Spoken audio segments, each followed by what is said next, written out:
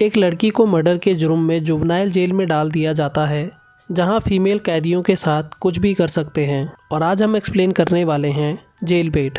Movie की शुरुआत में हम एना को देखते हैं जो चेलो प्ले कर रही होती है। इतने में उसके स्टेप डैड अंदर आते हैं, जिन्हें देखकर वो सहमी हुई सी लगती है। वो एना के पास बैठ जाता है और उसे टच करने लगता है। ये सब एना को बिल्कुल भी अच्छा नहीं लगता और फिर वो एना के साथ ज़बरदस्ती करने लगता है और उसके कपड़े उतारता है। एना अपने पैरों से उसे धक्का देती है और पीछे की तरफ गिरने की वजह से उसके गले में कुछ चीज़ घुस जाती है और वो मर जाता है। और अगले ही सीन में हम एना को कोर्ट रूम में देखते हैं, जहां जज उसे 4 साल 9 महीने की सज़ा सुनाती है। उसके बाद एना को जेल में ले जाया जाता है और वहां पहले से ही बहुत सारी फीमेल कैदी होती हैं। वहां उनके कपड़े उतारकर उन्हें चेक किया जाता है और फिर हम वहां के वार्डन फ्रैंक को देखते हैं, जो उन्हें कुछ बातें मानने के इंस्ट्रक्शंस देता है। और फिर एना को उसके सेल में डाल दिया जाता है, जहां पहले से ही एक कैदी जीनी मौजूद होती है। फिर रात को जब एना सो रही होती है तो जीनी उसे ऊपर से देखने लगती है और एना को देखकर खुद को सेड्यूस करने लगती है। फिर अगली सुबह एना बाहर जाती है और वहां कोडी नाम की एक कैदी उसके पास आती है। वो एना को अपनी गैंग में शामिल करना चाहती है, लेकिन एना उससे बात नहीं करती। कोडी उसे जेल के बारे में वार्न करती है और फिर चली जाती है। थोड़ी देर बाद जब एना सफाई कर रही होती है तो कोडी की गैंग आकर उसे एक रूम में ले जाते हैं और उसे मारने लगते हैं और कहती है कि ये मुझे डिसरिस्पेक्ट करने की सज़ा है। जिसके बाद एना को जेल डॉक्टर जेन के पास ले जाया जाता है, लेकिन कोडी के डर से वो किसी को कुछ नहीं बताती। जेन उससे कहती है कि ये जगह सही नहीं है और तुम्हें अपना ख्याल रखना होगा, और अगर तुम्हें कुछ भी ठीक ना लगे तो तुम वार्डन फ्रैंक से जाकर इसके बारे में बात कर सकती हो। वहाँ से जाने के बाद एना फ्रैंक के पास जाती है और कहती है कि मैं बस अकेले रहना चाहती हूँ। तो फ्रैंक कहता है कि मुझे पता चला तुम्हारे इंसिडेंट के बारे में। वो एना की फाइल्स देखता है और कहता है कि तुम बहुत टैलेंटेड हो और हमारे एनुअल टैलेंट शो में चेलो प्ले कर सकती हो, और अगर तुम्हें मुझसे प्रोटेक्शन चाहिए तो तुम्हें मेरी कुछ ज़रूरतों को पूरा करना होगा। जिससे एना को पता चल जाता है कि फ्रैंक किस बारे में बात कर रहा है और वो उसकी बात नहीं मानती, और फिर फ्रैंक उसे बाहर भेज देता है। वो अपने सेल में जाकर रोने लगती है और जीनी से पूछती है कि तुम इन सब से कैसे बचती हो। तो जीनी कहती है कि उन्होंने मुझे भी परेशान किया था, लेकिन टाइम के साथ सबकी आदत पड़ गई है। उसके बाद जीनी एना के करीब जाती है और उसे किस करने लगती है। एना भी उसकी तरफ अट्रैक्ट होने लगती है और फिर वो दोनों रोमांस करने लगते हैं। अगली सुबह जब एना प्लेग्राउंड में होती है तो एक ब्लैक लड़की उससे बहस करने लगती है। तो एना डिसाइड करती है कि वो ये सब टॉर्चर नहीं झेल सकती और कोडी के साथ जाकर मिलती है। कोडी उसे अपनी गैंग में शामिल कर लेती है और जब वो एक रूम में होते हैं तो कोडी कहती है कि तुम्हें उस ब्लैक लड़की को मारना होगा खुद को साबित करने के लिए, और ये सब हम रिकॉर्ड कर लेंगे। जिसके बाद एना सबके साथ बाहर जाती है और उस लड़की को मारने लगती है। ये सब कोडी रिकॉर्ड भी कर रही होती है और इतने में गार्ड्स वहाँ आ जाते हैं और फिर सज़ा के तौर पर एना को सॉलिटरी रूम में टॉर्चर करने के लिए भेज दिया जाता है। 2 दिन वहाँ बिना कपड़ों के रहने के बाद फ्रैंक उसे बाहर निकालता है और कहता है कि अगर तुमने मेरा ऑफ़र ले लिया होता तो तुम्हें कोई छू भी नहीं पाता, और अगर तुम्हें दोबारा वहाँ नहीं जाना तो तुम्हें मेरी ज़रूरतों को पूरा करना पड़ेगा। जिसके बाद एना को मजबूरन उसके साथ रोमांस करना पड़ता है। फिर एना के वहाँ से जाने के बाद कोडी उसके हाथ पर अपनी गैंग का टैटू बनवा देती है, और बाकी सबके जाने के बाद वो एना के साथ माल फूकने लगती है। और फिर थोड़ी देर बाद वो एना के करीब आती है और वो दोनों रोमांस करने लगते हैं। कुछ दिनों बाद एना की मॉम उससे मिलने आती है और कहती है कि तुमने उसे क्यों मारा, वो तुम्हें अपनी सगी बेटी की तरह प्यार करता था। तो एना कहती है कि वो हर रोज़ मेरे साथ ज़बरदस्ती करता था और ये बात तुम भी जानती हो। ये सुनकर एना की मॉम उस पर गुस्सा हो जाती है और ये कहकर चली जाती है कि तुम यहीं रहने लायक हो। और उसकी मॉम के जाने के बाद फ्रैंक एना को फिर से अपने ऑफिस में बुलाता है और फिर से उसके साथ रोमांस करने लगता है। उसके बाद एना गुस्से से कोडी के पास जाती है और उसके साथ माल फूकने लगती है, लेकिन कोडी कहती है कि ये सब फ्री में नहीं आता और तुम्हें इसके पैसे देने होंगे। लेकिन एना के पास पैसे नहीं होते और कोडी उसे बाहर भगा देती है। फिर अगले दिन एना कहीं से पैसे लाती है और बाहर 2 लड़कियों से नशे का इंजेक्शन लगवाती है, जिसके बाद उसे होश नहीं रहता और जब वो अपने रूम में होती है तो कोडी भी वहाँ आ जाती है।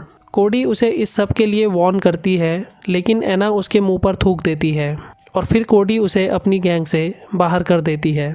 और फिर थोड़ी देर बाद जब एना नहा रही होती है तो ब्लैक गैंग वाली लड़कियां अंदर आकर एना को मारकर चली जाती हैं। फिर इसके बाद हम देखते हैं कि एना को नशे की लत लग जाती है और उसके रोज़ के झगड़ों की वजह से उसे सॉलिटरी रूम में डाल दिया जाता है, जिससे वो सुसाइड करने की कोशिश करती है और उसे एग्जामिन करने के बाद जनरल वार्ड में शिफ्ट कर दिया जाता है, जहां उसी की तरह बहुत सारी लड़कियां होती हैं जो ड्रग्स की लत की वजह से बहुत बीमार होती हैं।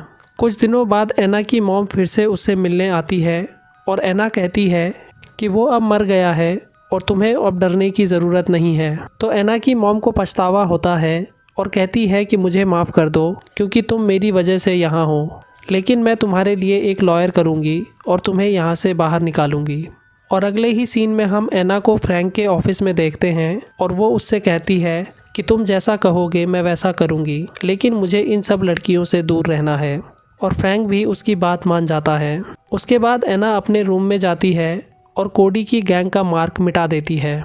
फिर एना और जीनी एक दूसरे के करीब आ जाते हैं और फिर से एक दूसरे के साथ रोमांस करने लगते हैं। उसी रात जब एना सफाई कर रही होती है तो एक लेडी गार्ड उसे फ्रैंक के पास ले जाती है, जहां फ्रैंक उसके लिए चेलो लाया होता है और उसे देखकर एना भी खुश होती है। अगले दिन कोडी को पता चल जाता है कि एना ने उसकी गैंग का मार्क मिटा दिया है, तो गुस्से में उसकी गैंग एना को एक डार्क रूम में ले जाकर उसे बहुत मारते हैं, जिसके बाद उसे डॉक्टर के पास ले जाया जाता है और फ्रैंक उसे आकर कहता है कि कोडी को इसकी सज़ा मिलेगी। लेकिन जब फ्रैंक एना को टच करता है तो जेन उसे देख लेती है। फिर फ्रैंक के जाने के बाद एना जेन को सब कुछ बता देती है और एना उसकी मदद करने का वादा करती है, लेकिन फ्रैंक उन्हें कैमरास के थ्रू देख लेता है और इस सब से गुस्सा होकर वो जेन को एक कैदी से मरवा देता है। फिर इस सब के बाद वो एना को अपने रूम में बुलाता है और कहता है कि जिसने तुम्हें मारा है उसी ने जेन को भी मारा था, लेकिन तुम अपना पूरा फोकस हमारे टैलेंट शो पर रखो और मेरी विशेष तुम्हारे साथ हैं। फिर कुछ दिनों बाद टैलेंट शो का दिन होता है और जब एना चेलो प्ले कर रही होती है तो सारे कैदी और स्टाफ उससे इम्प्रेस हो जाते हैं। फिर शो ख़त्म होने के बाद फ्रैंक एना के पास आता है और उसे किस करने लगता है। वो एना को बताता है कि मैंने नेक्स्ट मंथ तुम्हारी पैरोल हियरिंग के लिए बात की है और अब तुम्हें मेरे लिए कुछ करना होगा और अपने कपड़े उतार दो। एना इस बात से खुश होती है और फिर वो दोनों अपने कपड़े उतारने लगते हैं। फ्रैंक उसके साथ रोमांस करने लगता है, जो एना को बिल्कुल भी अच्छा नहीं लगता। वहाँ से जाने के बाद एना जीनी को पैरोल वाली बात बताती है, तो जीनी कहती है कि फ्रैंक पर भरोसा मत करना क्योंकि वो सबके साथ यही करता है और तुम ही बताओ कि तुम्हारे यहाँ से जाने के बाद उसका क्या फ़ायदा होगा। और ये बात सुनने के बाद एना सोच में पड़ जाती है। अगली रात एना को पैरोल हियरिंग का लेटर मिलता है, जिसे देखकर वो और जीनी हैरान होते हैं। जिसके बाद एना कोडी के पास जाती है और कहती है कि फ्रैंक को एक्सपोज करने में मेरी मदद करो ताकि सबको उसकी हरकतों के बारे में पता चल जाए। फिर कोडी एना को अपना वीडियो रिकॉर्डर देती है और फिर अगले दिन जब एना फ्रैंक के साथ रोमांस कर रही होती है तो एना सब कुछ रिकॉर्ड कर लेती है। अगले दिन हम एना को बाहर से आए ऑफिसर्स के साथ देखते हैं और वो अपनी सफाई देती है। जिसके बाद रिव्यू ऑफिसर फ्रैंक से पूछता है कि आपकी क्या राय है एना के बारे में। तो फ्रैंक कहता है कि एना एक वंडरफुल लड़की है, लेकिन मैं चाहता हूँ कि एना को अभी रिलीज़ नहीं करना चाहिए और उसे कुछ दिन और जेल में रखना चाहिए। जिसे सुनकर एना भी हैरान हो जाती है।